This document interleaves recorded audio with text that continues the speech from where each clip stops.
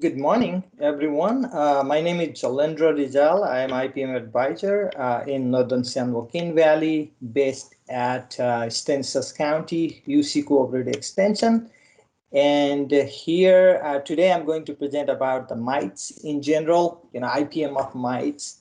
And this work is basically it's a collaborative work that David Haviland and I work. Well, not this means like some of the presentation that I'm going to present is the collaborative work that David and I did together in past couple of years. So I'd like to acknowledge our co-author here, David Haviland, entomology farm advisor, UC Cooperative Extension, Kern County. So before beginning any talks, you probably seen this before too, but I like to kind of set a stage for the talk, talking about IPM, because many times when we start talking about IPM, we think that it's a kind of something sophisticated words, but it's not that. It's the IPM is the practice that we always follow in, especially in our nut crops industry. We always follow the IPM practices, but many times we will fail to recognize what I'm doing is IPM practice in a grower and PCA perspective. So I like to kind of go with that.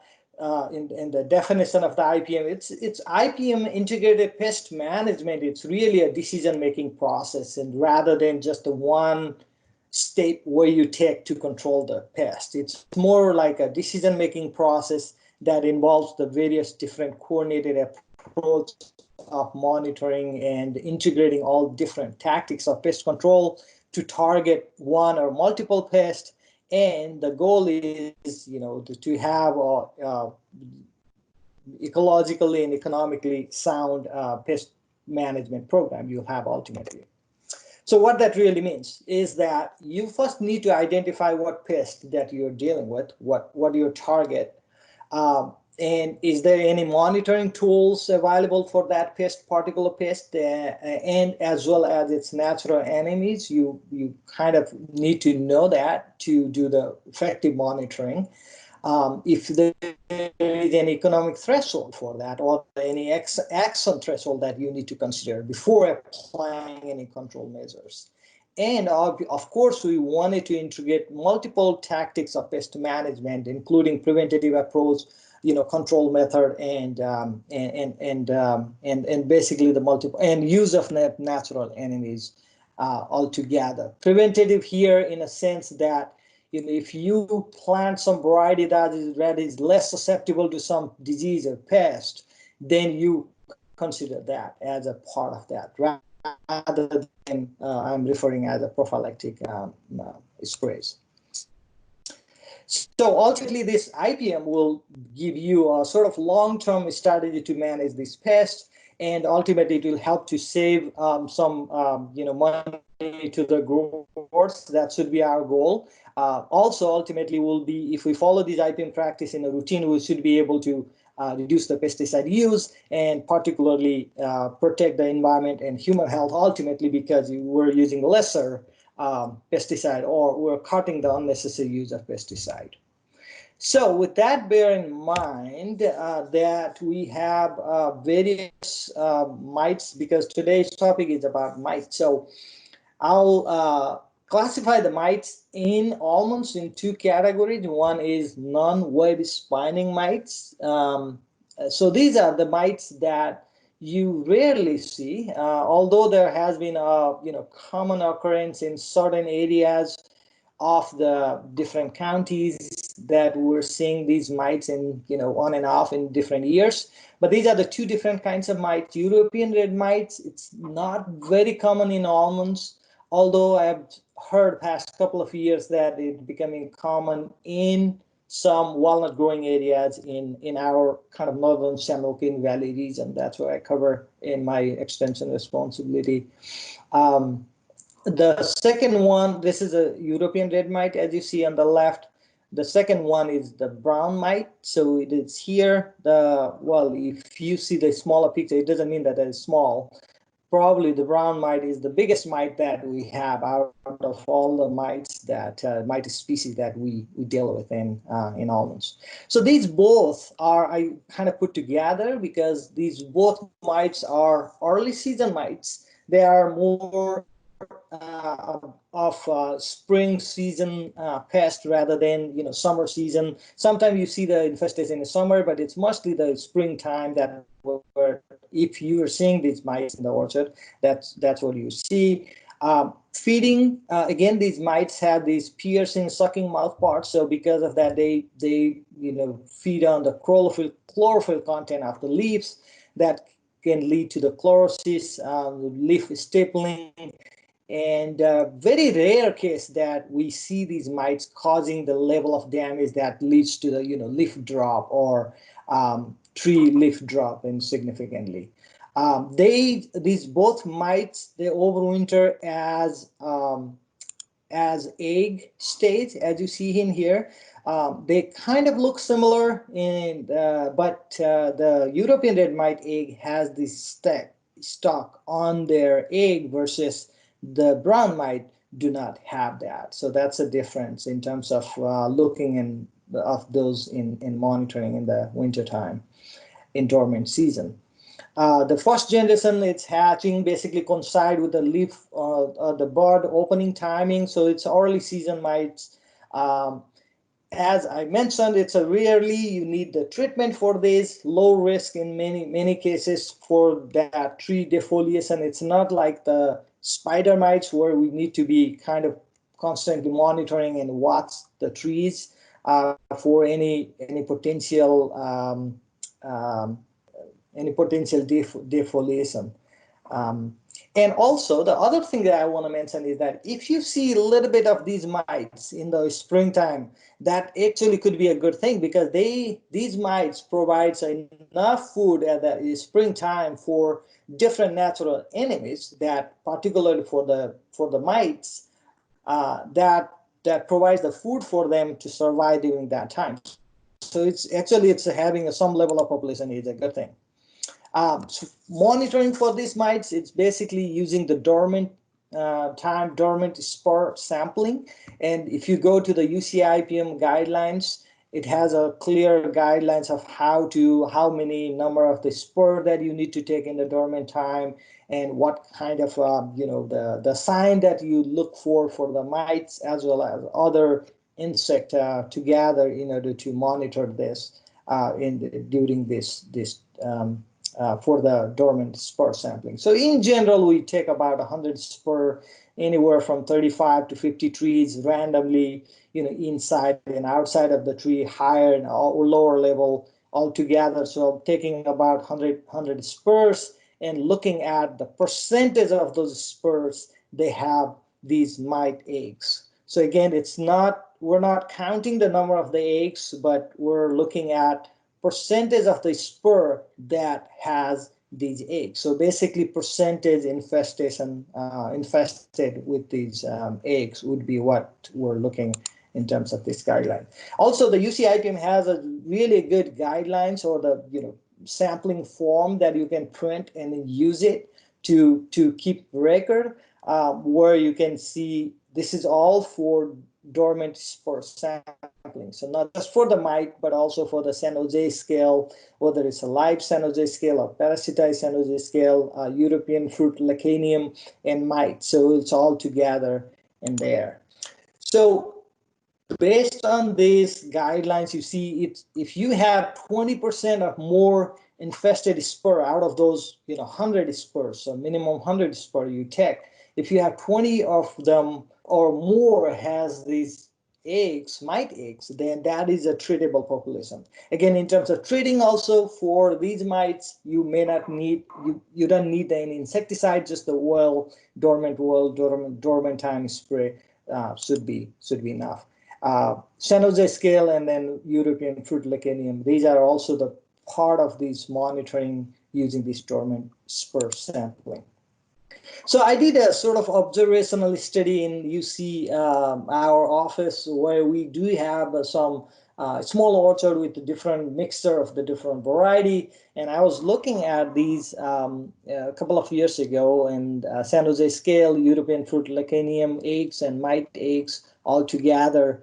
And what I found was, even though our orchard is, I would say it's very minimally maintained in terms of, spraying and keeping all that up to date, because we're not, using those for the more for the production. It's more for the sort of demonstration research. So on these, we see that there is a lot of cases.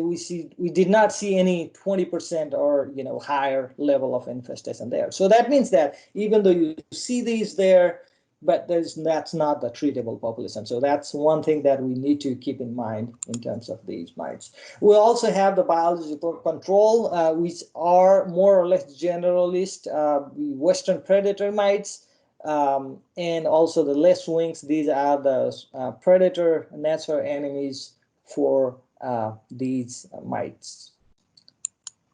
Okay, so the second group of the mites that we're concerned most of the time, or most of the time we talk about, is web spinning spider mites. So these are the mites that we know. There are 3 different species.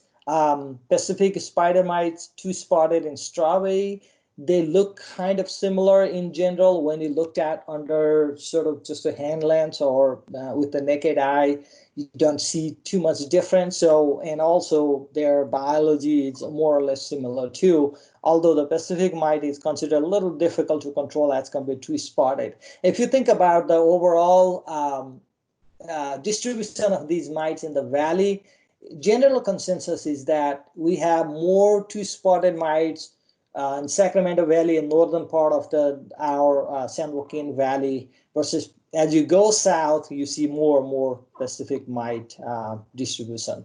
That's kind of general consensus. That's a kind of general idea based on the survey that was done a long time ago. So that scenario might have changed in recent years. But regardless, I think we're dealing with the spider mites. When we talk about, we're dealing with 1 or 2 or 3 species of these mites in general.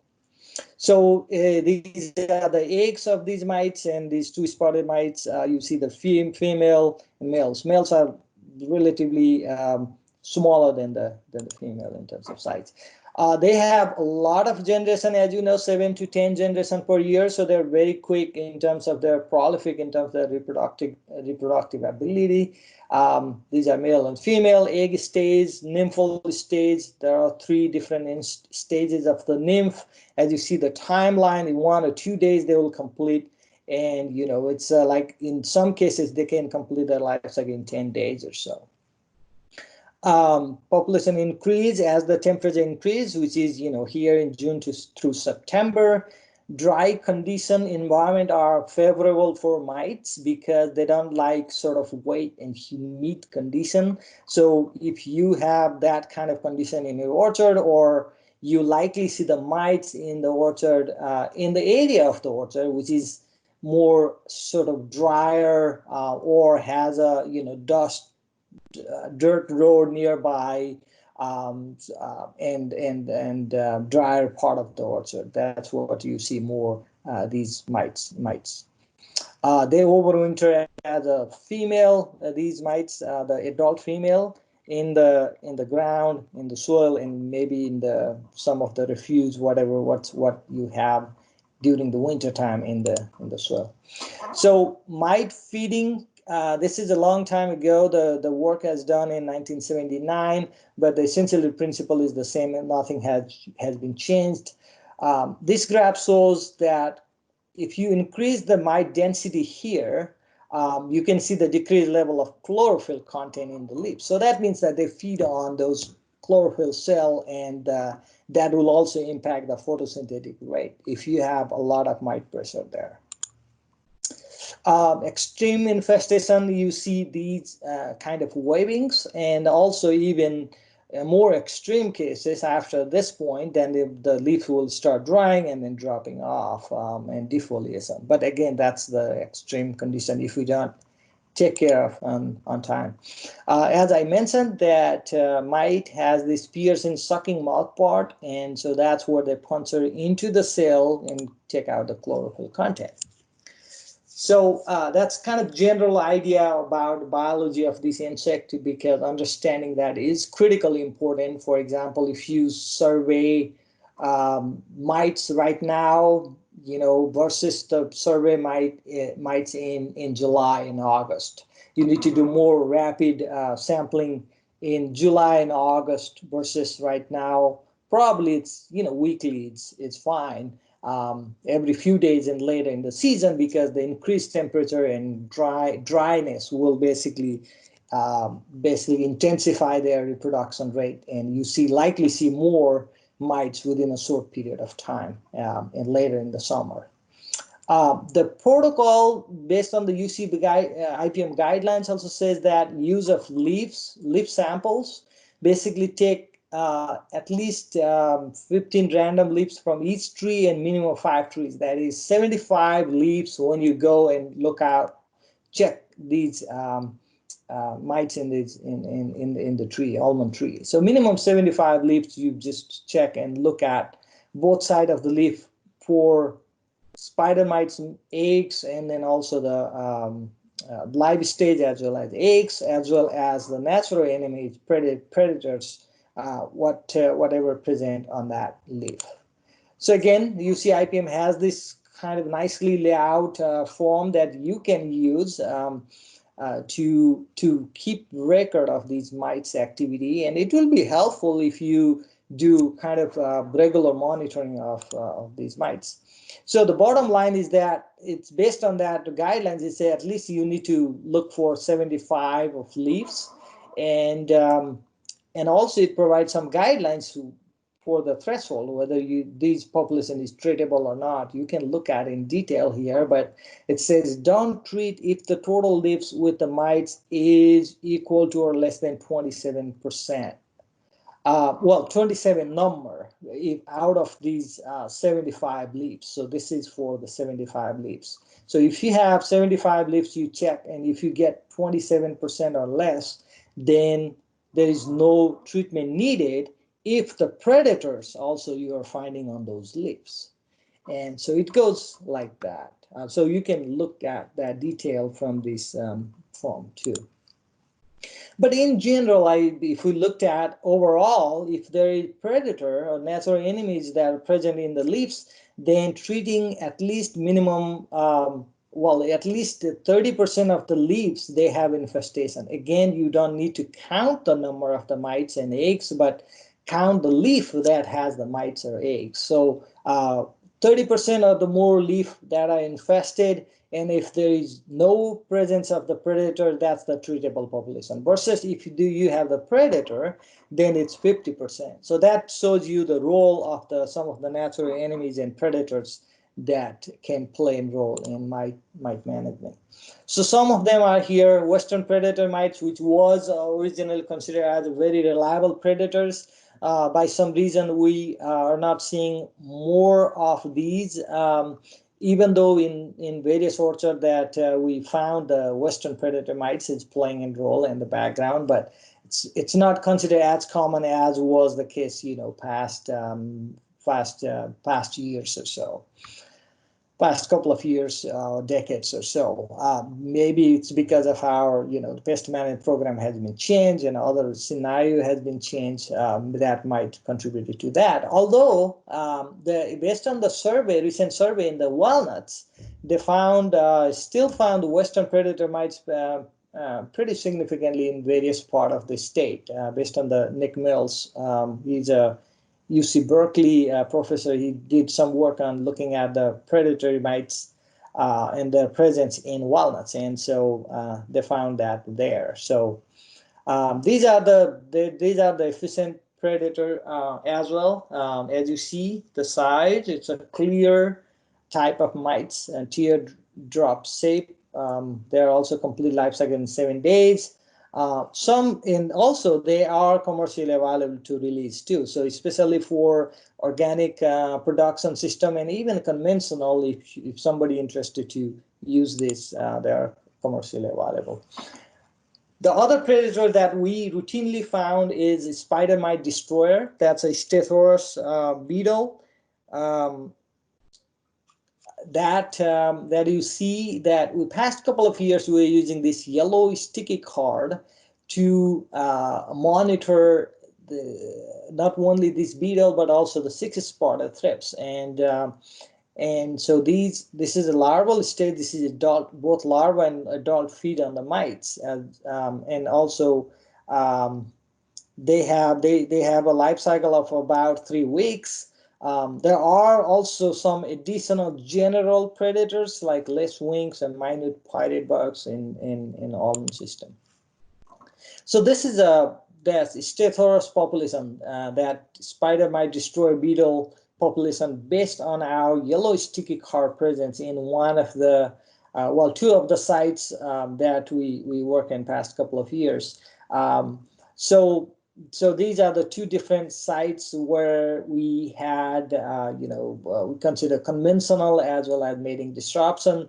So just for this purpose of for this graph, we're trying to show it that even the early season, we're seeing these beetles present in the orchard, and in later part of the season also after July, we see a lot more of these beetles in our card. So if you looked at the numbers, it's 500, 600 per card. That's pretty high, density in terms of we're trapping in these sticky cards. And in this case, 80 to 100 beetles. The most important predators that we're finding, and we're trying to use the monitoring tool for this one is six-spotted thrips. It's a very reliable predator. As you see, the adult has the six spots in its body, cylindrical body, and both adults and nymphs. So this is a nymphal stage. These are the adult stage. They feed on the mites. They are, in terms of feeding, they are voracious. They feed on 58 eggs, as you see the numbers, immatures and adults, and per day altogether. Also, the good thing about these is they're not afraid of, even though there's mites, a lot of mites activity there. There are webbings a lot, but still they can go inside this webbing and then feed on it. So they like to go in there and then feed on those. So they're not afraid of these webbings and the presence of mites inside those webbings, or the eggs inside those webbings. They have the good search ability, and then they are very good effective predators in that case. So later part of the season we see more abundance, but even in the springtime we see a lot of these activity of these thrips in the orchard. So this is a David Haviland work down in Kern County. He had these three sites. He's looking at mites density here and then the thrips density here. And so what he's trying to show it here is that when the mite population start moving up, they start picking up, and then the six-spotted thrips start comes in and destroy that population, and you see the mite population decrease. So this is thrips population, this is mite population, and it's pretty consistent throughout these region, these across these 3 orchards. This is in the northern San Joaquin Valley region, and we see kind of more or less similar trend here too. Some cases we did not see these are the mites on the top, and these are the thrips on the bottom. So the mite density, in many cases, we did not see any mite until July, mid-July, in both cases here in these 2 sites. And we see small activity of the thrips in here and in here too. So I think if there is no mites, then there is no thrips. So because if there is no food, there is no thrips also. Although if there is mites present in the even early part of the season, then likely that you'll see six-spotted thrips also there. So kind of more or less similar trend. Six-spotted thrip comes in and reduce that population of the mites. So I presented this slide before to you in other previous presentations. So One of the things that we looked at in a demonstration trial that we conducted 2017 and 2018 season, in David and I in northern and southern part of the valley, was looking at various different insect and mites. So we looked at Nevelongum. We also looked at the mites. So we're basically looking at, in these, we're looking at the two pair orchard, paired block, and we did have, so we call the one site, and we did have 3 sites in northern San Joaquin Valley, 3 sites in northern San Joaquin Valley. The idea for the IPM site is that we do due diligence in terms of following that IPM guidelines and monitor and make a decision based on that monitoring in the IPM versus grower standard is the what grower is practicing on that plot. So we're basically comparing mites in this our standard practice versus grower standard practice. These are the 3 sites in northern San Joaquin Valley. So this is just one slide that I wanted to show you here in the results. So this is the early part of the season. If you looked at the date here, April through mid-June. So this is the time, and here you're looking at, the first one is the mite, spider mite population, and the conventional is the grower standard, and IPM is our IPM standard. And as you see in both years, 2017, 2018, in this side, there was very, very minimal activity of the mites. And when you looked at the thrips population, even though the mite activity was pretty low, you see the thrips population in both cases, you see thrips population are active in here. But if you looked at the number of the density, this is the IPM practices, and where in this case, the IPM versus the other one, the difference was there was a pyrethroid insecticide applied on conventional orchard versus the Intrepid was applied on IPM block. So of course we know that the pyrethroid is not good for in terms of for the natural enemies and other things. And so when you looked at the conventional versus the IPM site, and you can see the activity in here. So this is a thrips, this is a beetle population, early part of the season. So the thrips are pretty predominant. It's commonly present on these cards that we use. Same thing with the beetles, that Stethorus beetle. This is a late season population, and we're seeing this is a mite population, so that's what we start seeing in July. In both years, the mite activity started very late in the season. Thrips population is there too. So the bottom line is that in many years, in past couple of years, that we have not seen any mite activity, or very, very few mite activity, except some of the orchard that you see, and there are some special circumstances and things like that. But the mite activity actually begins very late in July, and all split timing at that time. So the idea is that if there is no mite, there is no need to treat early part of the season. Again, the similar kind of scenario here in 6-spotted thrips versus mite population in Kern County-based data. Conventional is the one that either has abamectin use early part of the season or pyrethroid use early part of the season, versus IPM is the one that we do not use both of them in there. So these are the 2 different sites and the activity in there. 6-spotted thrips per card per week. This is from April through all the way to May. This is also the same scenario here. So the bottom line is that if we use some of the pyrethroid or abamectin early part of the season when there is no mites present, then that would not be helpful in terms of the mite management. So the other thing is that when we see these, when there is a small amount of the mites in some time, but when it's 6-spotted thrips is present, then they will take over and do a very good job in terms of controlling those mites, reducing those mite population. Also, the abamectin reduced the number of the predatory thrips. That's what we're seeing in our data. based on those 2 years 2 years data.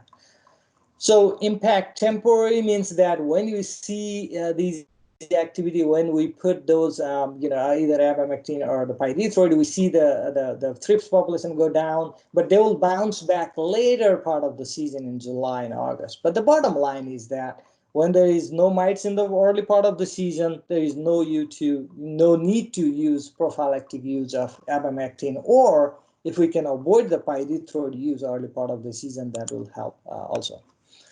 The other thing that we came up with that trial is that if we use the yellow sticky card for 6 spotted thrips monitoring, you'll see many times in many fields, all of the fields that we surveyed, that the total 9 fields, we found 6 spotted thrips in these cards a lot.